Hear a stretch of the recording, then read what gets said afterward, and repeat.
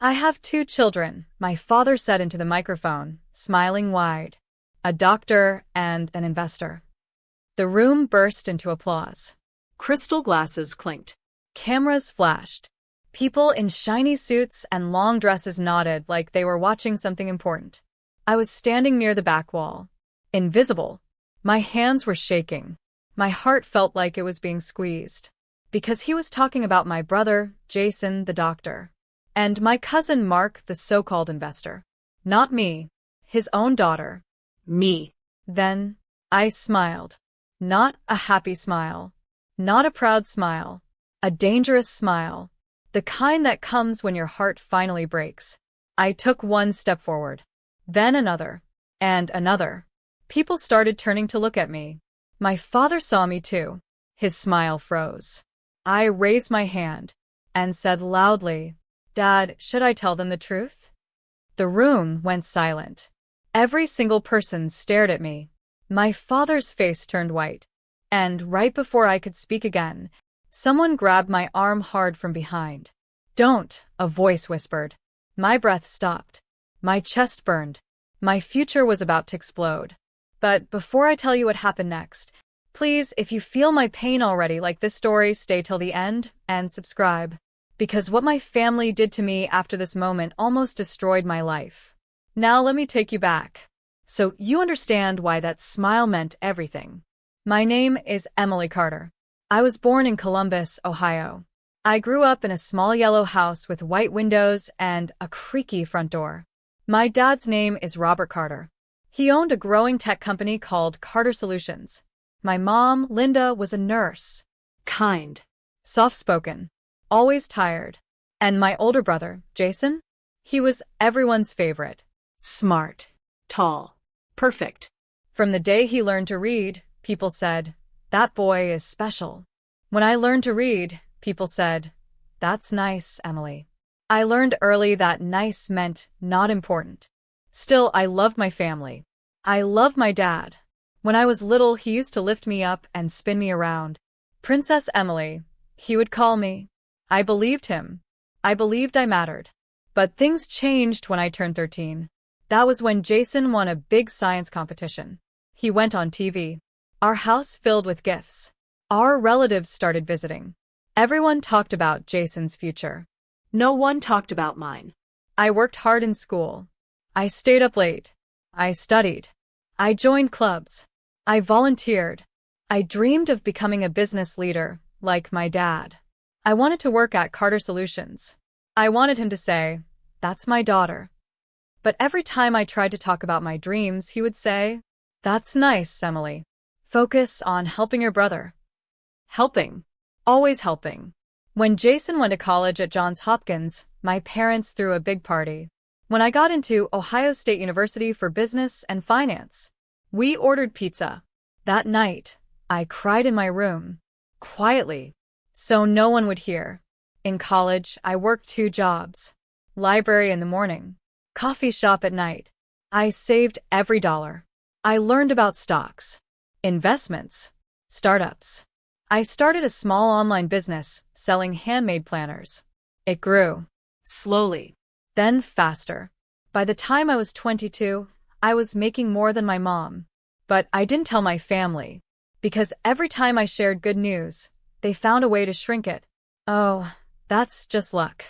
It won't last. Jason's work is more important." So I stayed quiet. After graduation, I moved to Chicago. I rented a tiny apartment. No dishwasher. No view. Just me and my laptop. I worked day and night. I invested. I failed. I learned. I tried again. By 25, I had built something real. A small investment company. 3 employees. Good clients. Clean records. Strong profits. I was proud. But my family didn't know. To them, I was still Emily. The quiet one. The helper. Then one day, my dad called. "Emily," he said, "we're having a big business party in New York. Important people. Investors. Politicians. Media." I felt my heart jump. "Do you want me there?" I asked. He paused. "Yes," he said. "You can help your mother." Help. Still. But I agreed. I wanted to see him. I wanted him to see me. The party was at a luxury hotel in Manhattan. Crystal lights, red carpets, security guards. When I walked in, I felt small. My dress was simple. Blue. No diamonds. No designer name. Jason was there in a black suit. Mark, my cousin, stood beside him, bragging loudly. My parents greeted guests like royalty. No one introduced me. So I stood near the wall. Again. Invisible. Then my dad went on stage. He tapped the microphone. Everyone listened. My journey has been blessed, he said. I built this company with hard work and family. People clapped. I am proud to say, he continued, I have 2 children, a doctor and an investor. Louder applause. Jason smiled. Mark waved. I felt something crack inside me. 2 children. He had 3. But I wasn't one of them. In that moment, every late night, every tear, every dream, every hope came rushing back and broke. That's when I smiled and walked forward. That's when I asked for the truth. That's when someone grabbed me and whispered, "Don't." I turned around. It was my mother. Her eyes were wide. Scared. "Emily," she said softly, "please don't do this." Before I could answer, 2 security guards walked toward me. One of them said, "Miss, you need to leave." I froze. "What?" I asked. My dad stared at me. Cold. Hard. Like I was a stranger. "She's disturbing the event," he said into the mic. "Please escort her out." Gasps filled the room. Cameras turned. Phones rose. People whispered. My brother looked away. My cousin smirked. The guards grabbed my arms. Tight. Painful. "Dad." I cried. "Please." He didn't move. They dragged me toward the door. And just before I reached it, a woman in a suit stepped forward and said loudly, "Sir, this young lady claims she owns Carter Solutions stock. And the bank just froze your main account." The room exploded. My father dropped the microphone. And everyone turned to look at me as the guards tightened their grip. And police sirens echoed outside. The moment the woman said, "The bank just froze your main account," my whole body went cold. The room stopped breathing. People who were laughing seconds ago now looked scared. A man dropped his glass. It shattered. My father stared at her. "No," he said. "That's impossible." She held up a tablet. "Sir, this notice came in 5 minutes ago. All major Carter Solutions accounts are under investigation." Whispers exploded. Investigation. What happened? Is it fraud? Is he going to jail? My name started floating in those whispers. That girl. Isn't she his daughter? Did she do something? The guards were still holding me. Tight. Like I was a criminal. I looked at my dad. My voice shook. "I didn't do anything wrong." He didn't answer. He walked off the stage. Straight to the woman. They argued in low voices. My mom rushed to him. Jason followed. No one came to me. Not one person. Finally, the guards let go. Not because they felt sorry. Because now everyone was scared. I stood there. Alone. Hundreds of eyes on me. Then a man in a gray suit walked up. "Miss Carter?" he asked. "Yes," I whispered. "I'm from the bank. We need to ask you some questions." My heart dropped. "Why me?" I asked. He looked at his papers. "Your name appears on several linked accounts." The room went crazy. Phones were recording. Someone shouted, "She stole from him." Another said, "She planned this." I wanted to scream. I didn't steal anything. But no one listened. My dad finally turned to me. His eyes were full of anger. "What did you do, Emily?" he asked. "Not." "Are you okay?" "Not." "Tell me the truth." "Just." "What did you do?" "That hurt more than anything." "I did nothing," I said. "I swear." He shook his head. "Always causing trouble," he muttered. "Always. Like I had been a problem my whole life." The bank people asked me to come to a private room. So did security. So did hotel management. So did lawyers. In less than 10 minutes, I was sitting in a small white room. No windows. Cold chairs. Bright lights. 3 men. 1 woman. All staring at me. They asked questions. Do you own shares in Carter Solutions? Yes. How many? 5%. They looked surprised. Since when? 3 years ago. Where did you get the money? I invested. I saved. I worked. They exchanged looks. Did you move money last night? No. Did you sign any documents today? No. Did you authorize any freezes? No. My voice broke. I don't even know what's happening. After 2 hours, they let me go. Not because they trusted me, because they didn't have proof. Yet. Outside, the party was dead. Half the guests had left. The other half were gossiping. My dad stood near the bar, talking to lawyers. When he saw me, his face darkened. Come, he said. No hug, no concern, just an order. We went to a hotel office. Mom. Dad. Jason. Me. For chairs. For walls. A lifetime of silence. Dad slammed the door. Explain, he said. I already told you, I replied. I did nothing. Jason crossed his arms. Then why is your name everywhere? He asked. I don't know. Mom rubbed her forehead. Emily, she said softly, be honest. I am honest. My voice cracked. I worked hard. I invested legally. I never touched Dad's money. Dad laughed. Not funny. Cold. You expect me to believe that a coffee shop girl built all that alone? That sentence killed something inside me. I was never just that, I whispered.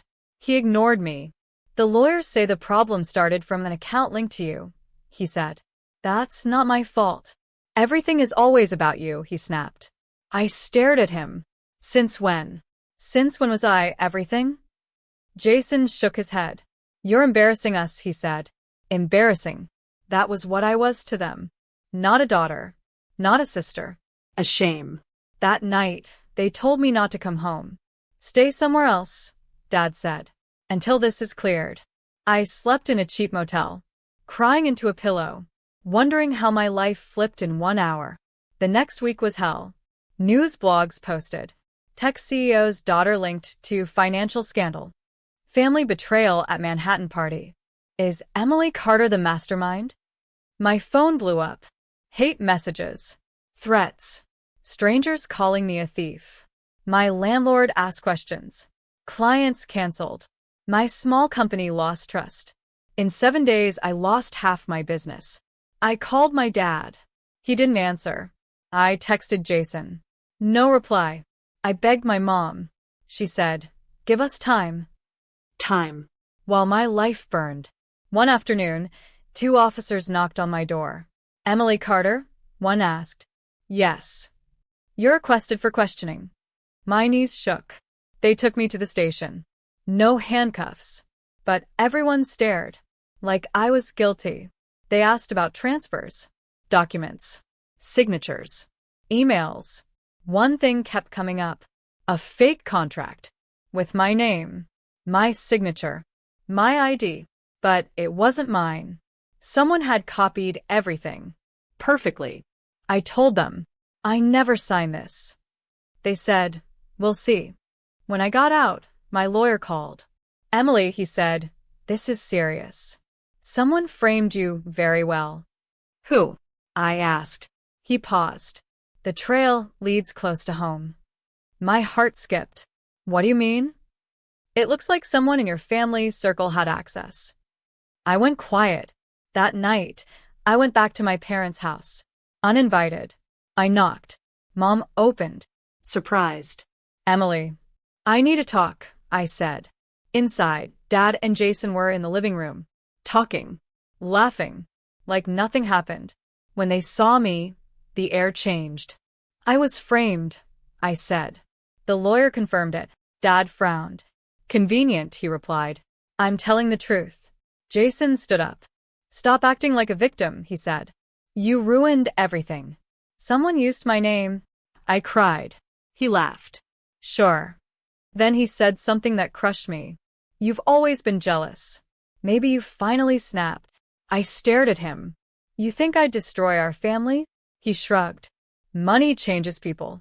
Dad nodded. We're cutting you off, he said. Until this is over. No support. No help. No trust. Just like that. I walked out, shaking, Broken. but determined.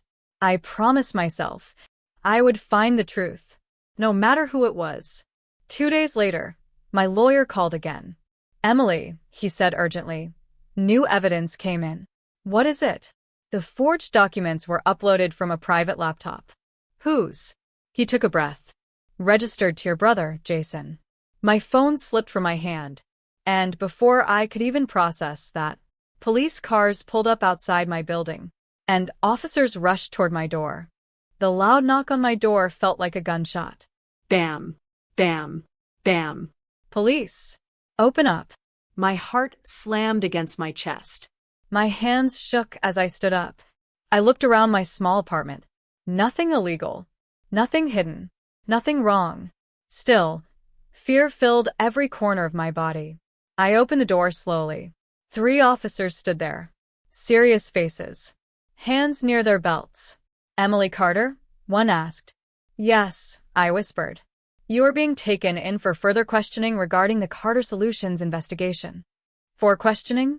I asked. Or arrest? He didn't answer. That was answer enough. They walked me down the hallway. Neighbors peeked through doors. Phones were raised. Someone whispered, "That's her." Outside, the police car waited. Lights flashing. Blue and red. Like my life was being erased in color. They put me in the back seat. The door locked. Click. I stared out the window. My reflection looked strange. Like I was watching someone else's nightmare. At the station, they placed me in a small room. Gray walls. Metal table. 2 chairs. A camera in the corner. I sat alone for 40 minutes. No phone. No water. No explanation. Just silence. Finally, 2 detectives walked in. Detective Harris. Detective Moore. They sat across from me. We have new information, Harris said. I nodded. My lawyer said the files came from Jason's laptop. Moore raised his eyebrows. You know that already? Yes, I said. He called me. Harris leaned forward. Emily, this evidence is serious. Your brother's device was used to upload forged contracts under your name. Then he framed me, I said. Maybe, Moore replied. Or maybe he was framed too. I froze. What? Someone could have used his laptop, Harris said. Who? I asked. They looked at each other. Someone with access, Moore said. My mind raced. Jason lived at home. So did my parents. So did Mark. my cousin, the so-called investor. The same Mark my dad proudly mentioned. The same Mark who smirked when I was dragged away. I whispered, Mark. Harris nodded slowly. He had access to Jason's laptop. And to company accounts. My heart pounded. So it wasn't me, I said. We're still investigating, Moore replied. Not yes. Not no. Just waiting. They questioned me for hours. About my childhood, my business, my investments, my relationship with Jason, My fights. my secrets. I told them everything. Every ignored dream. Every broken promise. Every quiet tear. When I finally left, it was midnight. Exhausted. Empty. Outside, my lawyer was waiting. Emily, he said, this is getting ugly. What do I do? I asked. We fight, he replied. The next morning, my company's last big client left. My bank account dropped. My credit card declined. I was officially broke. I called my mom. No answer. I texted. Please talk to me. Scene. No reply. That hurt more than being poor. I decided I wouldn't beg anymore. If my family wouldn't stand with me, I would stand alone. I started digging. Every email. Every old document. Every record. Every backup. I barely slept. I barely ate. I turned into a machine. Search. Read. Compare. Repeat. 3 days later, I found something. A deleted email chain. Hidden in an old server. From Mark. To an offshore account. to a fake company, using my name, my signature, my ID. My breath stopped. I saved everything. Screenshots, downloads, copies. Then I sent them to my lawyer. He called 5 minutes later. Emily, he said, this is gold. Is it enough? I asked. It's the beginning, he replied. But I wasn't done. I needed proof. Real proof. So I did something crazy. I went home. To my parents' house. Uninvited. Unannounced. Unafraid. Mom opened the door. She looked tired. Older. Emily, she whispered. I need to talk, I said. She stepped aside. Inside, Jason was on the couch.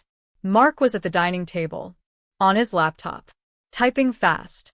When he saw me, he froze. For half a second. But that was enough. I noticed.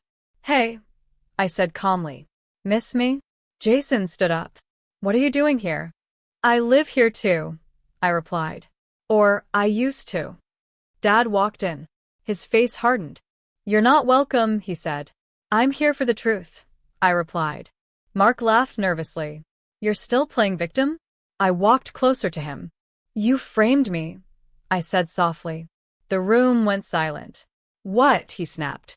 Don't lie, I said. I have emails, records, transfers. His fingers tightened. You're crazy, he said. I leaned closer. So, why are you sweating? Jason looked confused.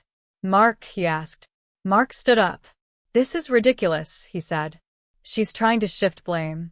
Let me see your laptop, I said. No, he shouted. Too fast. Too loud.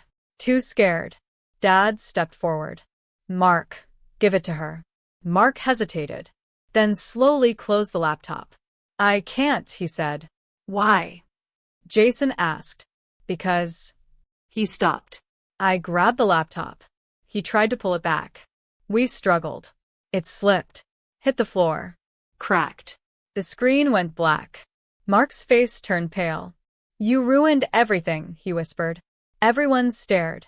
What did you say? I asked. He covered his mouth. Too late. Jason grabbed him. What did you do? Jason yelled. Mark pushed him away. I did what I had to do, he shouted. I needed money. The room exploded. I was drowning in debt. Mark screamed. Gambling. Loans. Threats. I saw my chance and took it. I used Emily's name. I used your laptop. I moved the money. I framed her. Mom screamed.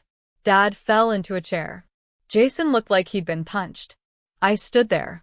Frozen. He admitted it. Out loud. In front of everyone. My heart raced.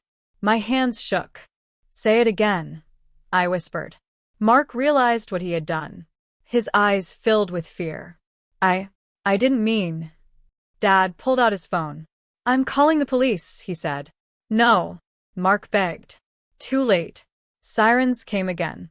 This time, for him, they took Mark away in handcuffs. Screaming, crying, begging. Neighbors watched. Phones recorded. History was made. Inside, no one spoke. Finally, Jason walked to me. I'm sorry, he said. His voice broke. I should have believed you. Dad couldn't look at me. Mom cried silently. I trusted you, she whispered. I felt something strange. Relief. Pain. Anger. All mixed. But before I could breathe, my lawyer called. Emily, he said urgently, there's a problem. What now? I asked. Mark is blaming you. What? He claims you planned everything together. He says you were partners. My blood ran cold. And the prosecutor is listening. My phone slipped from my hand as my dad looked at me and whispered, Emily, did you know about this? Emily, did you know about this? My father's voice was quiet, but it hurt more than shouting. It felt like a knife. Slow, deep, twisting. I looked at him, at the man I had spent my whole life trying to impress, the man who once called me Princess Emily.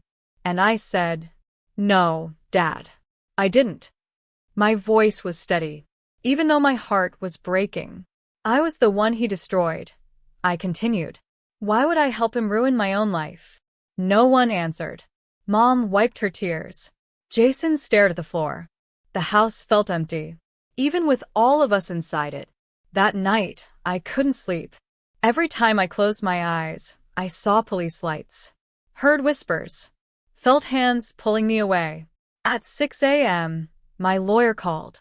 Emily, he said, we're going to court. My stomach dropped. When? Today. Emergency hearing. I sat on my bed. Numb. About what? I asked. Whether charges will move forward against you. My hands started shaking. So, I could still go to jail. Yes, he answered honestly. But we have a chance. A chance. That was all my life was now. I dressed in my best clothes. Plain black dress. No jewelry. No makeup. I wanted to look honest. Because I was. Outside the courthouse in New York, reporters waited. Microphones. Cameras. Questions. Emily, did you steal from your father? Did you help Mark? Are you guilty? I didn't answer. My lawyer pushed through. Inside, everything was cold. White walls.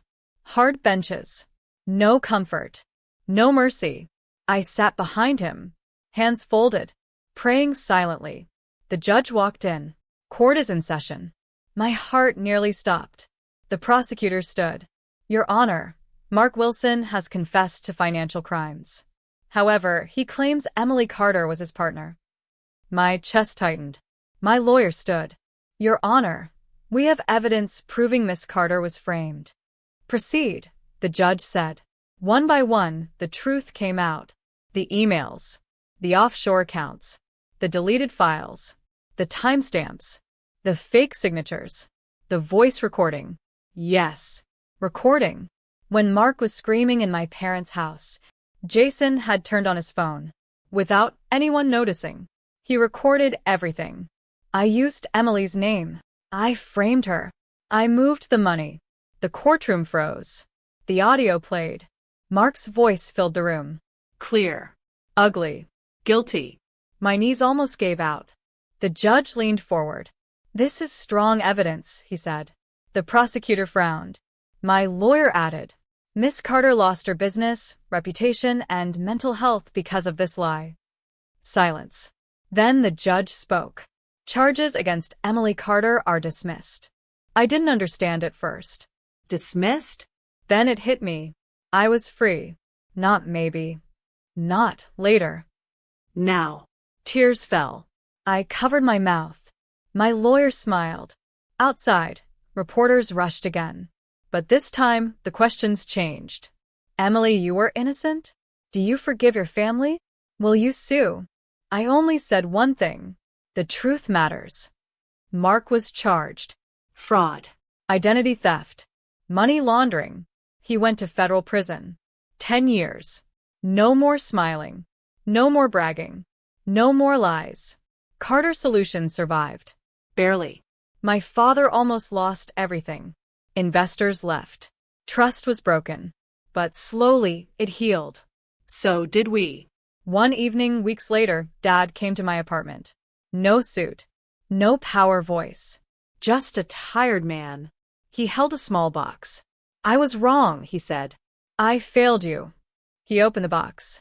Inside was my first business license. Framed. I kept this, he whispered. I should have been proud sooner. I cried.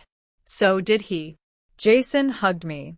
I'll spend my life making it up to you, he said. Mom held my hands. You were always strong, she said. We were just blind.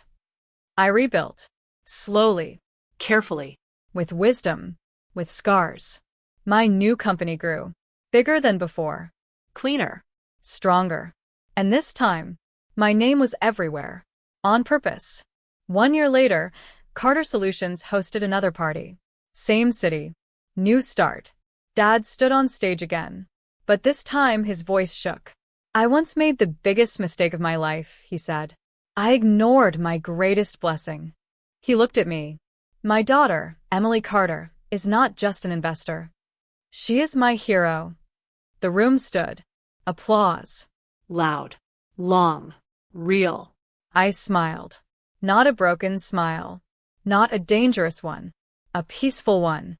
Because this time, the truth won. And so did I.